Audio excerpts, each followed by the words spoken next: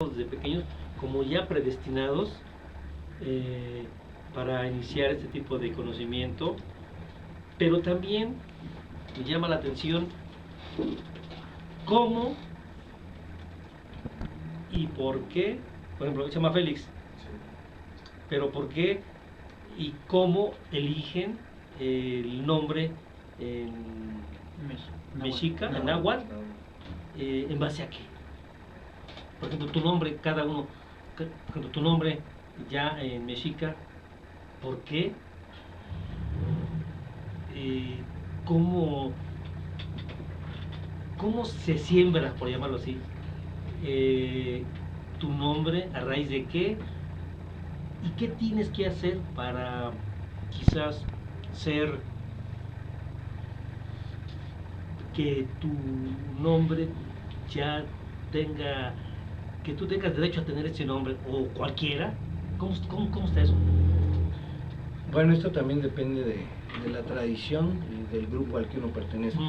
En nuestro caso, lo que se nos ha enseñado es que el nombre se gana, uno de los diferentes nombres, y se hace en base a un estudio del Tonalámatl. Antiguamente lo que se nos dice es que podíamos llegar a tener hasta 5 nombres a lo largo de la vida. Hay un personaje histórico que es Seacat o Pilsinquetzalcóatl. Entonces, por ejemplo, su primer nombre fue Seacat, que es el día en que uno nace. Topiltzin fue la encomienda, el trabajo que él tenía, y Quetzalcóatl fue el grado de conocimientos al que él llegó. Entonces tuvo 3 nombres. En mi caso, Yautenamit es mi segundo nombre. Mi primer nombre sembrado fue Tenamastli.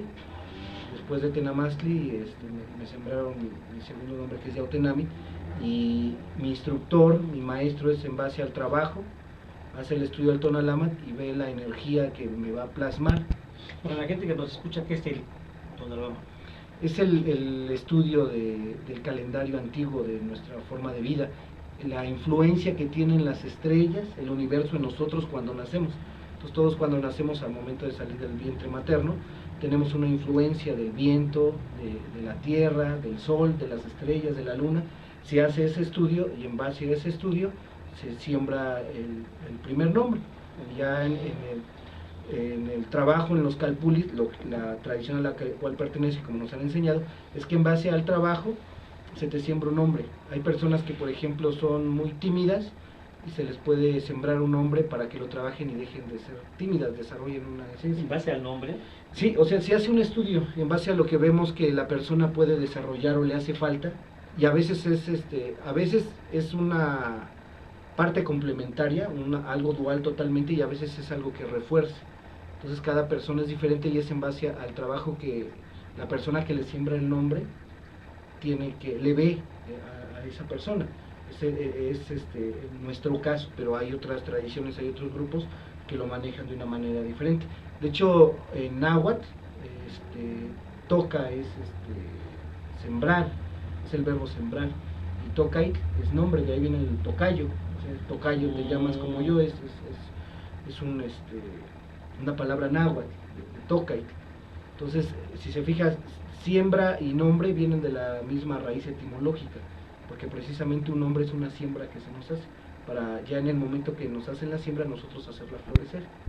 Ya que está floreciendo, pues tenemos que dar semillas, y ya cuando damos semillas, pues tenemos que volver a renacer, y es cuando se nos cambia el nombre. Es el trabajo. Y también se puede hacer, pues alguien va a algún mercado, algún tianguis, y pues ven que sacan el Tonalámatl, pues ya uno para su nombre y pues ya tiene su nombre. O sea, hay muchas formas, ¿no? En nuestro caso, la línea que nosotros trabajamos es así.